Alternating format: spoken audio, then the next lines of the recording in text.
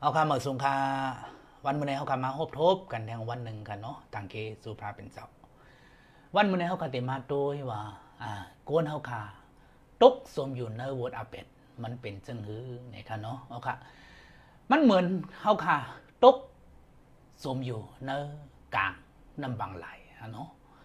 เขาคาคัดเจอลุยคัดเจอกำจ้างคัดเจอลุยบุญดาเดป่วนเสน้ำบางไหลปุณดาเขาขาดดีกว่าแผ่วที่พังน้ำแทงพักหนึ่งก็กับข้าวยามที่เขาขาดตกสมอยู่ในน้ำบางไหลนั้นมันหึงอะไรอ่ะเขามีแหงเปียงปอปุณดาเขาขาดดีลุยเขามีแหงเปียงปอปุณดาเขาขาดดีจอยตัวเจ้าเก่าไหลเอาค่ะก็บอกว่าเอ็นแหงเขาขาดนั้นมันมัวเดียวเอาค่ะข้าวยามนั่นเป็นชื่อครับ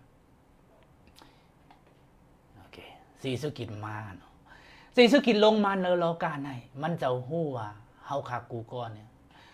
ก็เปิดตั้งกำจ้างเฮาคาเลยต้านเฮาคาเตเฮ็ดนั่นมันอำฮอดถึงผังน้ำเยื่อหมายเลยสีสุกิจหู้ลีเลียก็นั้นมันจะฮักก้นเฮาคันน่ะก็บ่มันจะเป็นเจ้าอันผ่านสร้างเฮ็ดเป็นเฮาคาเป็นลูกล้างของมันเจ้ามาเฮ็ดจื้อค่ะเอาค่ะมันถามความขอเหลียวก็อ๋อสีสุกิจว่าส่องสู่ยุ่มในเก่าป้อสู่ยุ่มยำในเก่ายินมือสู่มานะครับป้อเขาขา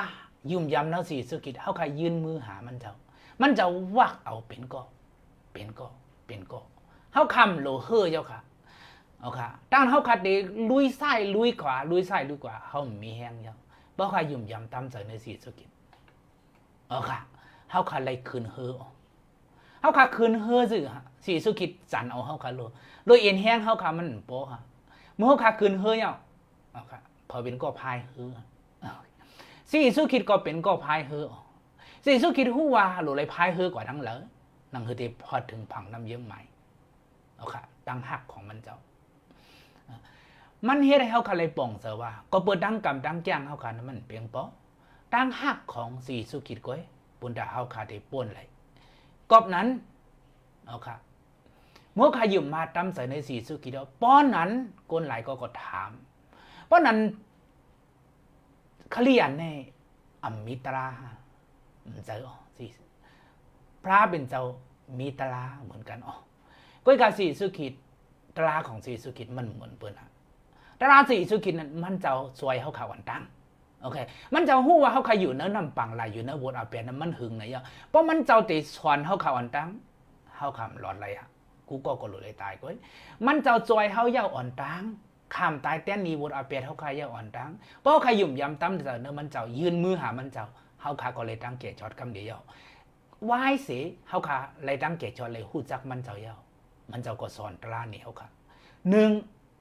ให้เขาขาหักพระเป็นเจ้าเสียงสุดเจอเสียงสุดดังวนเสียงสุดเอ็นทรงสุดแห้งสองเฮาขาหักก้นต่างก็เหมือนเฮาขาหักตัวเจ้าเก่าก้นต่างก็อันวันติเป็นเผือกแต่เป็นอ้อยก็เฮาขาก็ยาวเป็นปอเมปีนอเฮาขาก็ยาวเป็นรันสู่เฮาขาก็ยาวเฮาขาดิเลยหักเหมือนเฮาขาหักตัวเจ้าเก่ากอบนั้นตั้งเฮาขาหักพระเป็นเจ้ามันเป็นปีแงบของพระเป็นเจ้าเพราะขาหักพระเป็นเจ้าเมียวดีพระเป็นเจ้าอ่ำเกียกเมียวดีพระเป็นเจ้าอ่ำใครเฮาขาเฮ็ดพ่อเขาหักพระเป็นเจ้าเขาขาก็เต็มเฮ็ดพระเป็นเจ้าเขาให้เขาหักยันสู่เขาขาเอาค่ะเตเขาขาดีเฮ็ดหยาบต้องเสียพ่อขายกำจ้าง